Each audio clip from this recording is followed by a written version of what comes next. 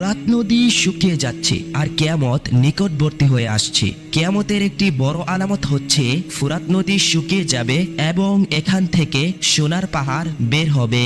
রাসূলুল্লাহ সাল্লাল্লাহু আলাইহি ওয়াসাল্লাম বলেছেন, সে পর্যন্ত কিয়ামত সংঘটিত হবে না যতক্ষণ না ফোরাত নদী থেকে সোনার পাহাড় বের হবে। আর এই সোনার পাহাড়কে কেন্দ্র করে মানুষ যুদ্ধ করবে এবং প্রতি 100 জনে 99 জন মানুষ মারা যাবে। এই 100 জন মানুষের মধ্যে যে একজন বেঁচে যাবে সে মনে করবে মনে হয় আমি শুধুমাত্র একাই বেঁচে আছি। রাসূলুল্লাহ সাল্লাল্লাহু আলাইহি ওয়াসাল্লাম বলেন, ফোরাত নদী থেকে যখন স্বর্ণের পাহাড় বের হবে সে সময় যে ব্যক্তি সেখানে উপস্থিত থাকবে সে যেন তা থেকে কোনো কিছু গ্রহণ না করে। আর এই ফোরাত নদীর পানি 1999 সাল থেকে শুকাতে শুরু করেছে। যে এক সময়ে ফোরাত নদীর পানির গভীরতা এত পরিমাণে ছিল সেই গভীরতার পানি আজ কমতে কমতে শুকিয়ে প্রায় শেষের পথে।